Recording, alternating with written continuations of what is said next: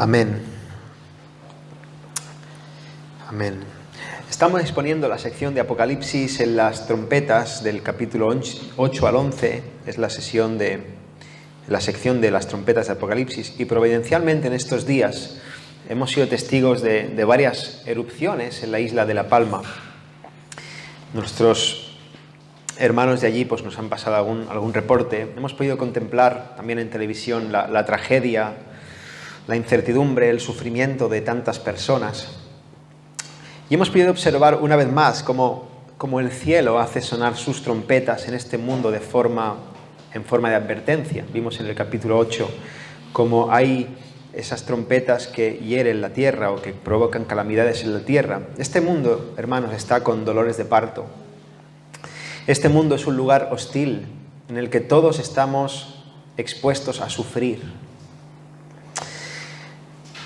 El volcán de La Palma, lo veíamos, ¿no? Por la tele, en las imágenes, nos enseña literalmente cómo la tierra está sangrando fuego, y el propósito de este espectáculo, ¿no? A los ojos, es anunciar al mundo que viene un juicio definitivo. Vimos en el capítulo 8 que estos eventos son una señal de alarma que tienen la intención de que los incrédulos se vuelvan a Dios en arrepentimiento y fe antes de que sea demasiado tarde. Pero antes de escribir el juicio final, Juan abre un paréntesis y en el capítulo 10 nos habla de la necesidad de expandir el Evangelio en este mundo. El mensaje que endulza la boca porque es dulce como la miel, pero a la vez amarga el vientre porque comerlo en este mundo de aflicción causa muchos problemas. Ese es el único mensaje y suficiente que necesitamos escuchar mientras siguen sonando las trompetas. Hermanos, Dios tiene un plan antes de que llegue el día del juicio y hoy, con la ayuda del Señor, vamos a seguir descubriéndolo por medio de su palabra. Yo os invito a abrir vuestras Biblias y a mantenerlas abiertas durante la predicación para ir siguiendo la exposición en el capítulo 11 de Apocalipsis. Y así la palabra del Señor. Entonces me fue dada una caña semejante a una vara de medir y se me dijo: levántate y mide el templo de Dios y el altar y a los que adoran en él. Pero el patio que está fuera del templo déjalo aparte y no lo midas, porque ha sido entregado a los gentiles, y ellos hollarán la ciudad santa 42 meses. Y daré a mis 2 testigos que profeticen por 1260 días, vestidos de cilicio. Estos testigos son los 2 olivos y los 2 candeleros que están en pie delante del Dios de la tierra. Si alguno quiere dañarlos, sale fuego de la boca de ellos y devora a sus enemigos. Y si alguno quiere hacerles daño, debe morir él de la misma manera. Estos tienen poder para cerrar el cielo a fin de que no llueva en los días de su profecía. Y tienen poder sobre las aguas para convertirlas en sangre y para herir la tierra con toda plaga cuantas veces quieran. Cuando hayan acabado su testimonio, la bestia que sube del abismo hará guerra contra ellos y los vencerá y los matará. Y sus cadáveres estarán en la plaza de la grande ciudad que en sentido espiritual se llama Sodoma y Egipto, donde también nuestro Señor fue crucificado. Y los de los pueblos, tribus, lenguas y naciones verán sus cadáveres por 3 días y medio, y no permitirán que sean sepultados. Y los moradores de la tierra se regocijarán sobre ellos y se alegrarán, y se enviarán regalos unos a otros, porque estos 2 profetas habían atormentado a los moradores de la tierra. Pero después de 3 días y medio entró en ellos el espíritu de vida enviado por Dios, y se levantaron sobre sus pies, y cayó gran temor sobre los que los vieron. Y oyeron una gran voz del cielo que les decía: subid acá. Y subieron al cielo en una nube, y sus enemigos los vieron. En aquella hora hubo un gran terremoto, y la 10ª parte de la ciudad se derrumbó. Y por el terremoto murieron en número de 7.000 hombres, y los demás se aterrorizaron y dieron gloria al Dios del cielo. El segundo ay pasó, he aquí, el tercer ay viene pronto. Oremos. Señor, te ruego que nos des mucha claridad, entendimiento, para poder comprender tu palabra, no solamente para adquirir conocimiento, sino para crecer en piedad, para crecer en carácter, para que tu palabra esté en nosotros firme, arraigada en nuestros corazones y podamos ser cada vez más como tú. Que toda nuestra vida se conforme a tu voluntad, Señor. Ayúdanos, Señor, ayúdanos a ver con claridad. Muéstranos a Cristo, muéstranos tu plan, Confróntanos, Señor, y danos esa gracia para caer rendidos a ti. Gracias por tu palabra, en el nombre de Jesús. Amén. Hermanos, en el pasado sermón expusimos los 2 primeros versículos de este capítulo y vimos que la iglesia del Señor es su templo. Hicimos un poco de teología bíblica acerca del templo. Dijimos que Dios tiene medida a la iglesia, Él la conoce, Él la protege. Nada ni nadie va a poder hacerle ningún daño, espiritualmente hablando, a sus escogidos. Ellos están sellados, somos su iglesia. Sin embargo, el plan de Dios en este mundo no es simplemente amurallar a su pueblo. Dios no se limita solo a proteger a los suyos en el ámbito espiritual. El versículo 3 dice: y daré a mis 2 testigos que profeticen por 1260 días vestidos de cilicio. Dios nos dice que Él va a dar a sus 2 testigos para que profeticen. Dios no solamente protege a su pueblo, sino que Él da para la misión. Él envía. Una misión que es dada por Dios por medio de unos testigos que son encomendados por Dios. Y Juan nos dice que esos testigos deben profetizar por 1260 días. Ahora sabemos, hemos ido viendo a lo largo de toda esta serie expositiva, que la numerología en Apocalipsis es simbólica. Se trata de un sentido conceptual más que cronológico. En este caso se trata de un concepto temporal indefinido que va desde la primera hasta la segunda venida de Cristo. Estos 1260 días hacen referencia a toda la era de la Iglesia. Y fijémonos que en el versículo 2 Juan nos dice que la ciudad será hollada durante 42 meses. Es decir, la Iglesia va a sufrir persecución durante todo el periodo de la era de la Iglesia. Esto es algo evidente, porque desde que Jesús ascendió y el Espíritu Santo fue derramado, el pueblo de Dios ha sufrido persecución, el pueblo de Dios está siendo hollado, el pueblo de Dios sufre el estar en este mundo. Y ahora vemos cómo Juan se refiere al mismo periodo de tiempo, pero esta vez expresado en días. 42 meses es lo mismo que 1260 días. Juan se está refiriendo al mismo periodo de tiempo, es decir, toda la era de la Iglesia. Ahora es interesante que Juan se refiera a 42 meses para hablar de la persecución, ya que en el ámbito de la guerra se solía decir contar el tiempo en periodo de meses en la época del primer siglo. Sin embargo, ahora Juan se refiere al mismo periodo en términos de días, y eso es debido a que la misión de predicar es algo continuo.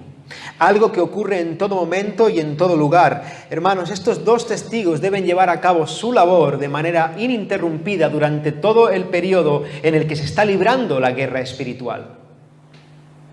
Están predicando, están dando testimonio. Y ahora también vemos que estos 2 testigos están vestidos de cilicio. Esta expresión se refiere a ir vestido como de luto. Estos testigos están predicando un mensaje solemne, un mensaje que compunge su corazón. Estos testigos están predicando al mundo que se arrepienta y están advirtiendo al mundo que el juicio les espera en el contexto de las trompetas, de las calamidades, de las advertencias del cielo. Esa es la misión de los testigos. Predicar durante toda la era de la Iglesia el mensaje de arrepentimiento para advertir a este mundo que el juicio final va a llegar. Ahora bien, ¿quiénes son estos 2 testigos? Versículo 4 dice: estos testigos son los 2 olivos y los 2 candeleros que están en pie delante del Dios de la tierra. Algunos han defendido que estos testigos son Moisés y Josué, con diferentes razonamientos. Otros que son Moisés y Elías, son los que el Señor ve en el monte de la transfiguración y hacen una conexión allí. Otros dicen que son Enoc y Elías, porque son los únicos que no vieron muerte.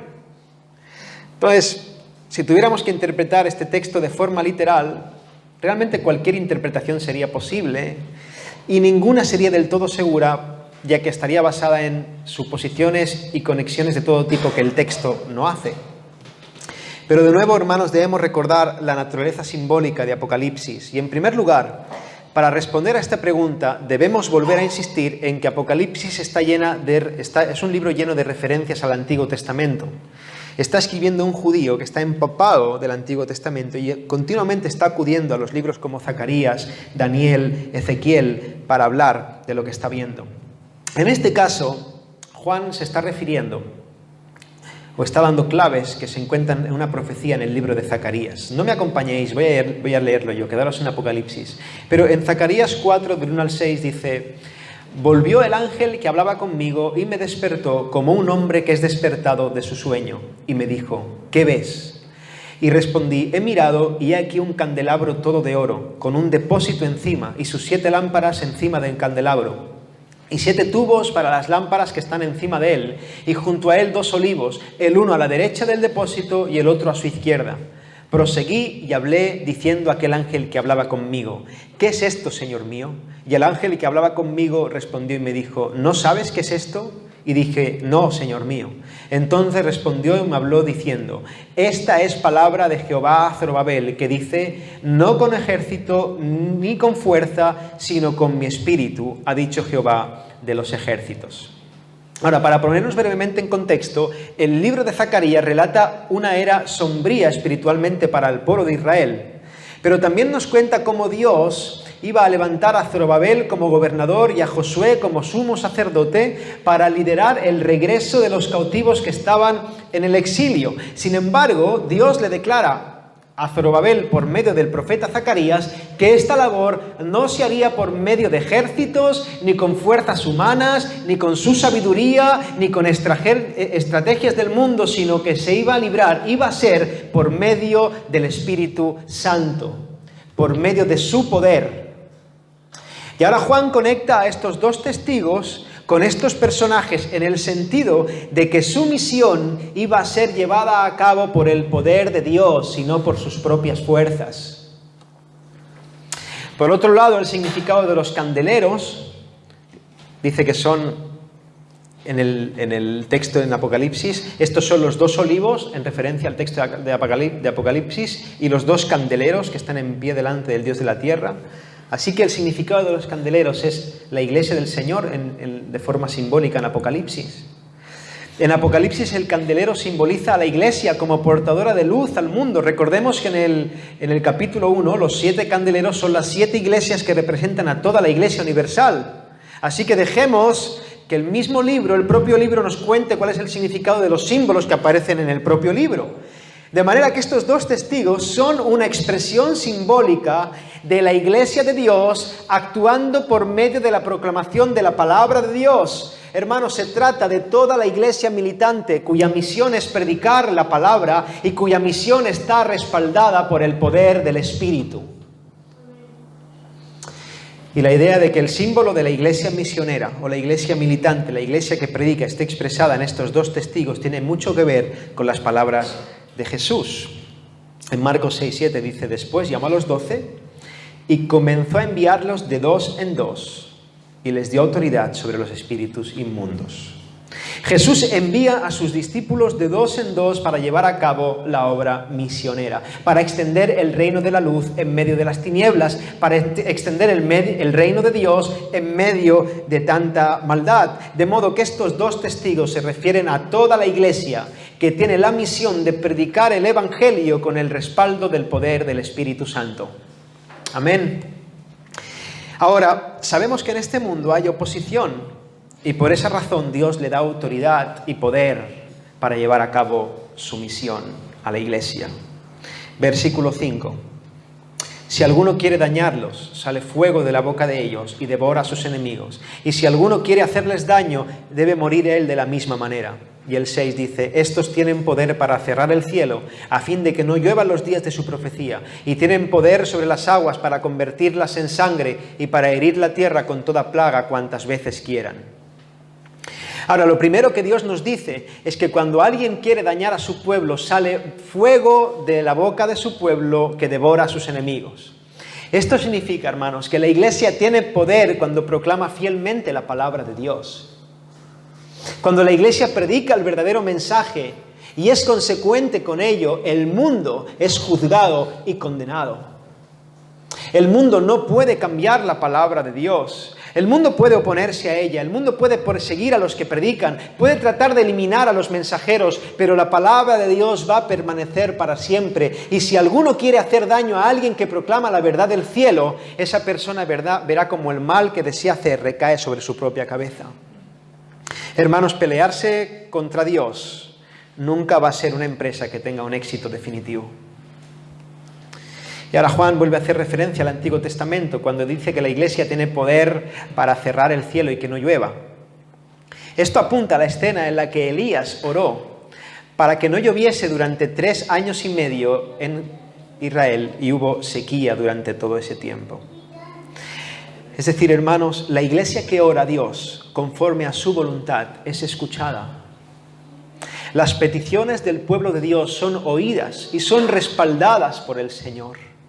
Jesús presenta las oraciones de los santos. En el principio del capítulo 8, recordad, Jesús intercede, presenta esas oraciones perfectas al Padre y eso le da a la Iglesia un poder incuestionable. Hermanos, el mundo debería echarse a temblar cada vez que un verdadero cristiano ora. Y Juan también se refiere al evento de las plagas de Egipto cuando Moisés convirtió el agua en sangre. Esto significa, hermanos, que la Iglesia tiene autoridad, la autoridad de la palabra de Dios para juzgar al mundo. La Iglesia es la portadora del mensaje de liberación y cada vez que la Iglesia es ignorada, cada vez que predicamos el Evangelio y el mundo cierra sus oídos, ese mismo mensaje se vuelve en juicio para el que lo rechaza. La Iglesia del Señor es la encargada de llevar a cabo la misión de proclamar el Evangelio en este mundo de pecado. Y esto, hermanos, es una misión imposible para nosotros. Y por eso no debemos descansar en nuestras fuerzas, sino descansar en el poder de Dios. Esta misión es la misión de Dios. La misión que compartimos con los hermanos de Bolivia es la misión de Dios. Lo que está haciendo la editorial Peregrino en Cuba es la misión de Dios. Lo que tiene que hacer la Iglesia en la isla de La Palma en medio de tanto sufrimiento es la misión de Dios. Dios va a llevarla a cabo con éxito en sus propósitos, en sus planes, en sus tiempos. El reino de los cielos va a ser extendido y Dios va a respaldar a su pueblo cuando esté en la labor de proclamar su bendita palabra. A los ojos de este mundo, hermanos, los cristianos podemos parecer tan débiles, tan frágiles, tan insignificantes, incluso me atrevería a decir, tan ridículos. Ponemos en balanza las fuerzas de los gobiernos, la fuerza de los ejércitos, la fuerza de las ideologías, la fuerza de la opinión pública, de la televisión, de la cultura, la fuerza de toda la sociedad, todos los recursos del mundo, la política, el dinero, el poder, todo esto operando para extender el reino de las tinieblas y en contrapartida a un grupito de cristianos mansos y humildes de rodillas en su habitación orando. Si tuviéramos que apostar, ¿quién dirías que gana? Humanamente el grupito de cristianos se ve totalmente ridículo. Oh, hermanos, y ahora en el 2021 todavía hay agencias misioneras, todavía hay cierta libertad para predicar en el mundo occidental, pero en el siglo I, hermanos, esta gente estaba en sus alcobas con una pequeña lámpara de aceite o lo que fuera que alumbraba y estaban ahí de rodillas 2 o 3 personas orando al Señor, sintiendo su debilidad, su fragilidad, teniendo la encomienda de extender el reino de Dios, siendo perseguidos por el gran imperio romano, siendo perseguidos por el judaísmo, siendo perseguidos por la idolatría del mundo. ¿Cómo vamos a pelear contra eso? Y a veces incluso nosotros también podemos sentirnos así. A veces pienso, esta iglesia empezó en enero del 2020, 2 meses después, pandemia. Realmente, si tuviéramos que trazar un plan para que una iglesia que nazca desaparezca en poco tiempo, el plan es perfecto. Sin embargo, aquí estamos de rodillas ante el Señor. Humanamente el grupito se puede ver algo insignificante, algo que no tiene poder, que no tiene fuerzas, que es ridículo. Pero Juan nos abre el velo de la eternidad, hermanos. Y Juan nos enseña que detrás de estos dos testigos, que detrás de la obra misionera de la iglesia, que detrás de los poquitos recursos, de la falta de medios, detrás de todo está el Dios soberano y todopoderoso, dándole poder y autoridad a su pueblo por medio de su palabra. Iglesia del Señor, esta obra es de Dios. Y Él nos ha dado la autoridad y el poder de su palabra para llevarla a cabo. No vamos a descansar en nuestras fuerzas, sino en las fuerzas del Señor. Ahora, en toda esta serie de sermones hemos estado insistiendo, porque el libro de Apocalipsis así lo hace, en que la iglesia del Señor va a tener una fuerte oposición.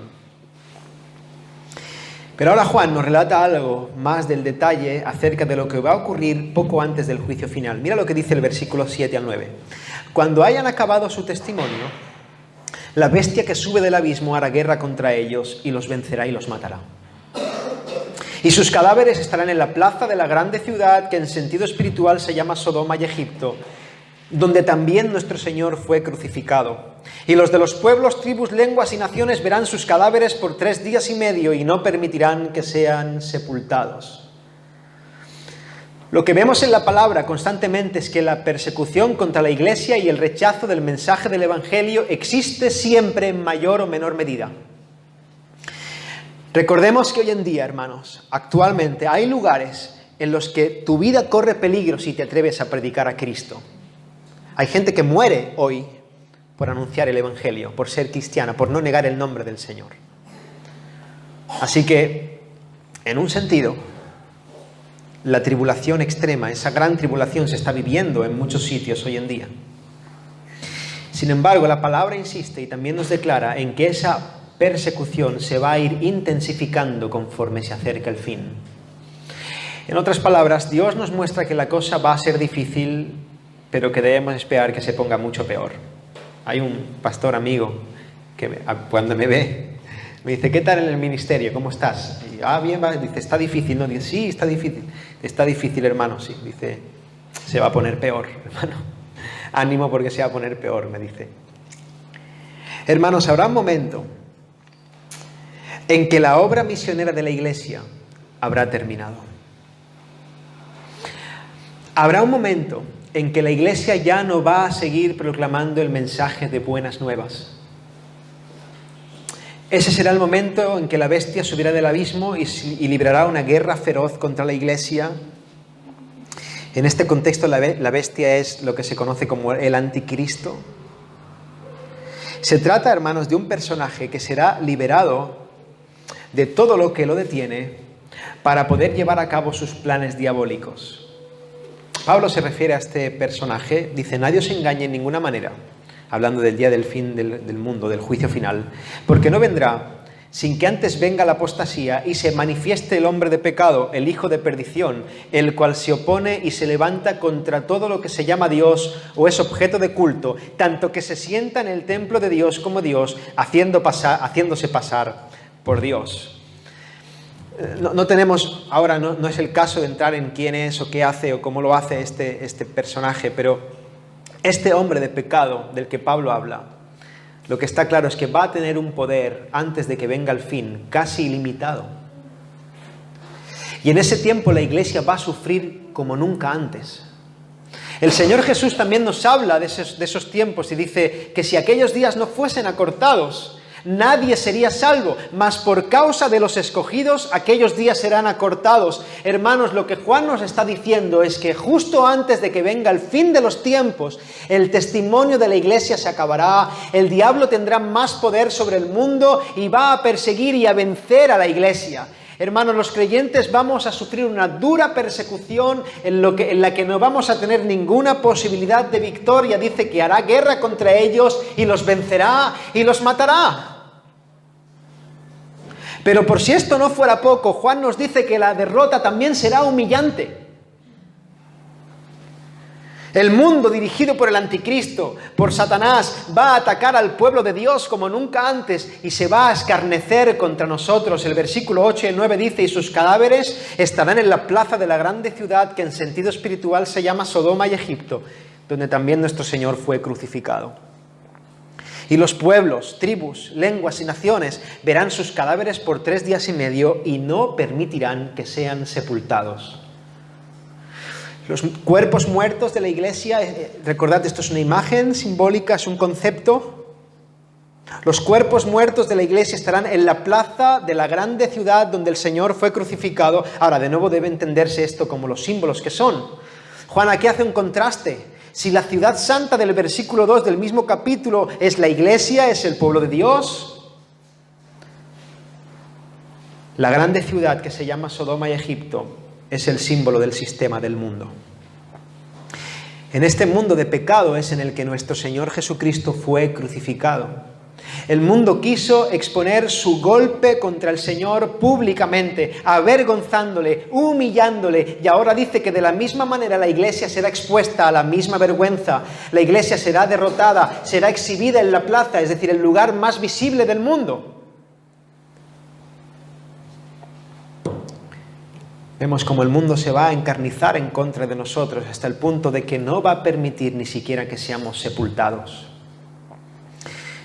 Esto último es el colmo de la maldad y la humillación. En un sentido simbólico, lo que este mundo va a hacer es matarnos y una vez muertos, querer avergonzarnos y maltratarnos de nuevo. El hecho de no querer que se entierre a alguien, en el contexto en el que se escribe, tiene también la intención de querer que su nombre sea olvidado. La gente se entierra para que su nombre sea recordado. El mundo va a tratar de matar a los mensajeros y también va a matar o tratar de matar el legado de esos mensajeros, la memoria de ellos. No va a querer que se recuerde.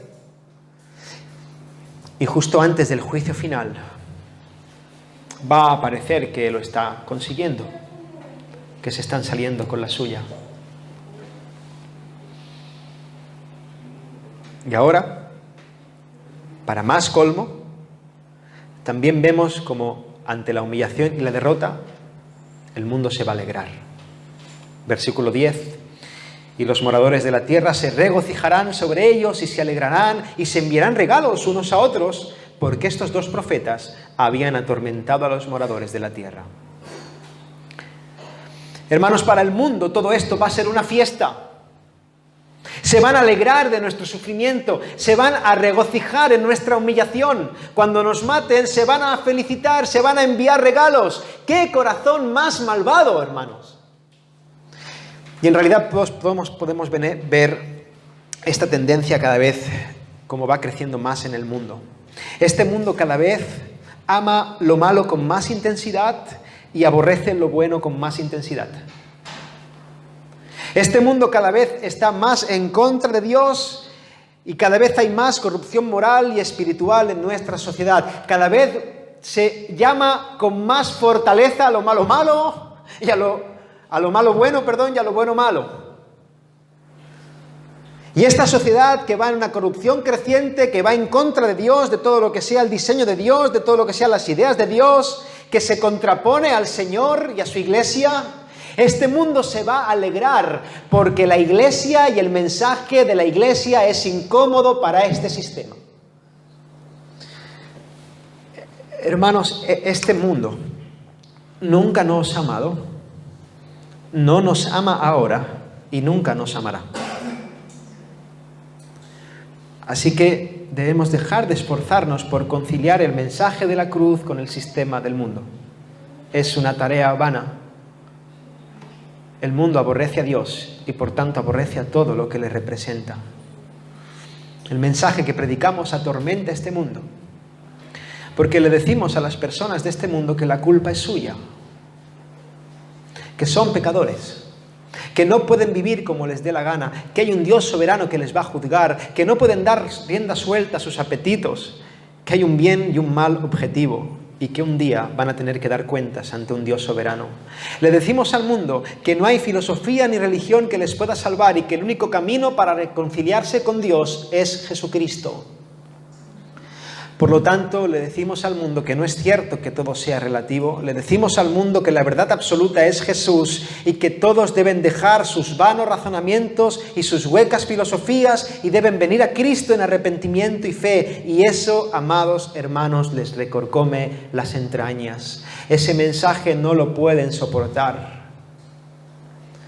Pero lo curioso es que cuando parece que han acabado con la Iglesia y han silenciado el Evangelio, fíjate, se alegran. ¿Por qué? Porque la Iglesia los atormentaba con su mensaje. Es curioso porque no dice que se alegran porque se ha hecho justicia a sus ojos.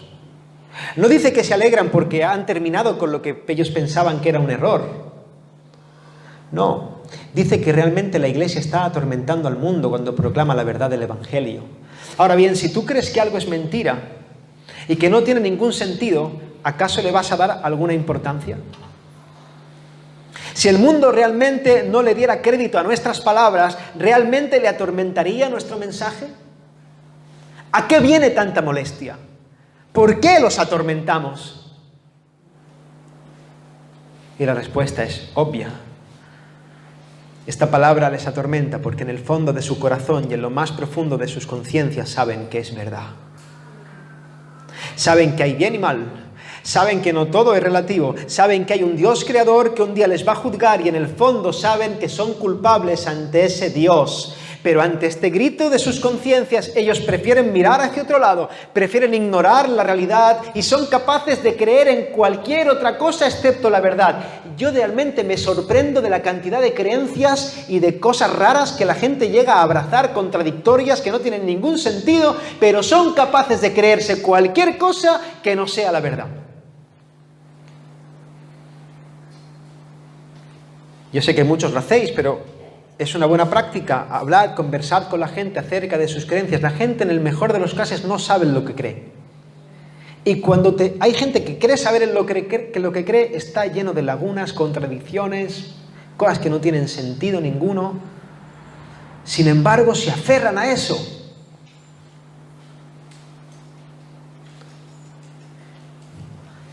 Y cuando les presentas la verdad, la rechazan.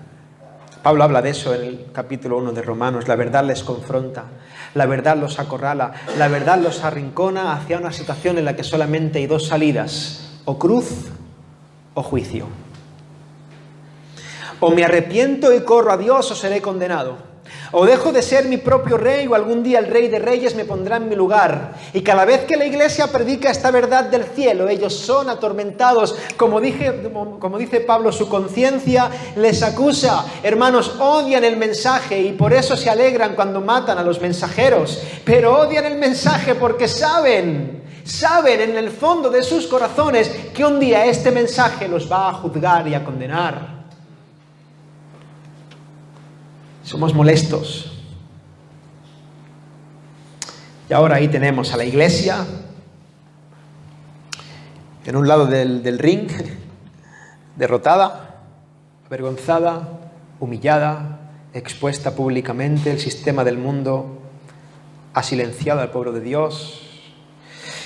Y por otro lado, en el otro extremo del cuadrilátero, tenemos a los enemigos de Dios, el anticristo a sus anchas, pavoneándose, sacando pecho, el sistema del mundo imponiéndose y los impíos alegrándose y regocijándose, burlándose del pueblo de Dios, creyendo que han ganado. Ay de ellos, ingenuos, su alegría es prematura. Versículo 11. Pero después de 3 días y medio, entró en ellos, en los testigos, el espíritu de vida enviado por Dios, y se levantaron sobre sus pies, y cayó gran temor sobre los que los vieron, y oyeron una gran voz del cielo que les decía: subid acá, y subieron al cielo en una nube, y sus enemigos los vieron. Esta gran tribulación final es un periodo que no se define, pero está expresado en un tiempo breve, 3 días y medio. Y después de esta escabechina final en contra de la Iglesia, este breve periodo de tiempo, esta tribulación final, la palabra dice que aquellos cadáveres que yacían en la plaza recibieron vida de parte de Dios. Hermanos, la iglesia del Señor parecerá que no va a tener esperanza. Pero cuando todo parezca estar perdido, el Señor Todopoderoso, el Creador de todas las cosas, el Dador de la vida, va a soplar aliento de vida a su iglesia, igual que hizo con ese muñeco del polvo que formó en Génesis 1. Va a soplar ruaj, va a soplar aliento de vida y su pueblo redimido va a resucitar en gloria. Al igual que Jesús en la cruz del Calvario, hermanos, la iglesia va a ser expuesta públicamente en su aparente derrota. Pero también, al igual que Jesús, la iglesia va a ser levantada de entre los muertos. ¿Y por qué razón? Porque cuando Jesús parecía que estaba perdiendo la cruz del Calvario, realmente estaba ganando. Hermanos, cuando Jesús parecía que era derrotado y humillado por el enemigo, realmente estaba dándole un golpe mortal al Satanás. Porque cuando Jesús estaba siendo conquistado por la muerte, realmente era Él el que estaba conquistando a la muerte. Hermanos, porque cuando Jesús parecía que estaba perdiendo, realmente estaba ganando. Y eso se hizo evidente cuando 3 días después de ser sepultado, nuestro Señor Jesucristo resucitó de entre los muertos. Y de la misma manera, nosotros somos expuestos públicamente en vergüenza, somos perseguidos, afligidos y al final va a parecer que perdemos, pero finalmente seremos levantados de entre los muertos para gloria de su nombre. Iglesia del Señor, la misión que el Señor nos ha dado es proclamar fielmente el mensaje del Evangelio en un mundo de tinieblas. Y esta misión es posible que nos cueste hasta nuestra propia vida. Pero no nos dejemos amedrentar por las apariencias. En este mundo tenemos aflicción, pero el Señor ha vencido al mundo. En este mundo puede parecer que perdemos, pero la victoria final está asegurada. Nuestro deber es seguir predicando fielmente, esperando con anhelo el día en que seamos levantados. Y cuando eso ocurra, dice la palabra, que va a ser algo visible para los enemigos de Dios. Cuando los muertos en Cristo sean levantados y cuando los vivos en Cristo, dice Pablo también, sean glorificados. Cuando toda la iglesia suba a los cielos para recibir al Señor en el aire, Juan dice que todo el mundo va a contemplar ese espectáculo. El arrebatamiento será, claro que sí, pero será de todo menos secreto. Todo ojo lo verá. Y entonces todos aquellos que se estaban relamiendo ante la aparente victoria, todos aquellos que estaban regocijándose, enviándose regalitos y burlándose de todos aquellos que estaban a favor de Satanás y del sistema del mundo, todos los que estaban disfrutando de haber acallado la voz de Dios, todos los que se alegraban ante el sufrimiento de los santos, dice la palabra que van a temer con gran temor. Oh hermanos, el gozo de los enemigos finalmente va a caer en un pozo, porque el león de la tribu de Judá hará notorio su poder. Él va a rugir desde los cielos. Y en ese momento ya no habrá batalla que librar, porque el mundo y Satanás ya están totalmente vencidos. El Señor venció en la cruz. Versículo 13. En aquella hora hubo un gran terremoto y la 10ª parte de la ciudad se derrumbó, y por el terremoto murieron en número de 7.000 hombres, y los demás se aterrorizaron y dieron gloria al Dios del cielo. Dios va a hacer notorio su poder. De nuevo, aquí los números deben entenderse de forma simbólica. Juan relata que una parte significativa del sistema del mundo va a ser destruida. Cuando Dios venga a juzgar a las naciones, esta tierra va a rugir, habrá desastres y calamidades que destruirán una parte del mundo, y en ese momento una parte importante de los enemigos de Dios va a ser destruida. 7.000 morirán a causa de los desastres. El juicio final habrá llegado, y Juan dice que los que no hayan muerto estarán aterrorizados ante el juicio inminente que les espera. La cara de los enemigos de Dios va a pasar de ser de una total alegría a ser de un terror agonizante, y en ese momento los enemigos de Dios verán cómo la iglesia ha resucitado para gloria. Los enemigos verán cómo la iglesia es vindicada. Los enemigos verán cómo la iglesia finalmente ha vencido y ellos han perdido. Y estos enemigos, Juan dice que van a darle la gloria a Dios. Ahora, esto no significa que estos enemigos van a arrepentirse, porque en este momento ya no va a haber oportunidad para ello. Recordemos que el testimonio del Evangelio habrá terminado. El mensaje de salvación habrá sido silenciado. La obra de los 2 testigos ya habrá terminado. El mundo habrá conseguido acallar la voz de Dios sin darse cuenta que haciendo eso estaba cavando su propia tumba. Esta es la tragedia, hermanos. Persiguen aquello que les puede salvar. En el momento del arrebatamiento no habrá tiempo para el arrepentimiento. Pero incluso los enemigos de Dios van a reconocer que la gloria es para Él. En ese momento toda rodilla se doblará y toda lengua confesará que Cristo es el Señor, sea para vida o sea para muerte. El segundo ay pasó. He aquí el tercer ay viene pronto. Hermanos, con la ayuda del Señor, en el próximo sermón estaremos viendo lo que ocurre con este tercer ay, lo que pasa cuando al fin se toca la 7ª trompeta. Pero ahora, en este momento, el que está hablando es parte de estos 2 testigos que proclaman las buenas nuevas. En este momento el mensaje de esperanza está siendo anunciado. Ahora mismo, si no estás en Cristo, tú estás escuchando el mensaje de reconciliación que puede librar tu alma. Y yo te ruego, por las misericordias del Señor, que dejes todo orgullo, toda vanidad, toda mentira, toda autojustificación y vengas a Cristo en arrepentimiento y fe. Te ruego que te vuelvas a Dios y creas en Jesús antes de que llegue ese día en el que no haya vuelta atrás. Mira, ese día podría ser hoy mismo. Nadie sabe la manera en la que va a desarrollarse esa gran tribulación. Nadie puede saber, serán minutos, horas, semanas, meses. No, es algo incierto. El Señor lo ha querido reservar así, para que nuestra confianza no esté en hacer cábalas numerológicas, sino esté en Dios. Nadie puede saber cómo va a pasar todo esto. Lo que es seguro es que pasará.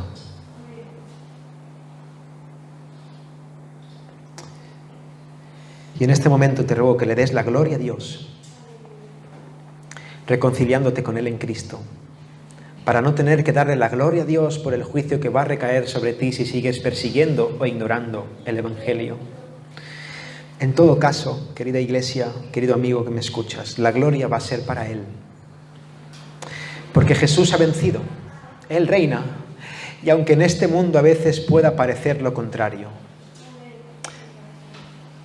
solamente en Cristo y por Cristo somos más que vencedores. Amén. Vamos a darle gracias al Señor.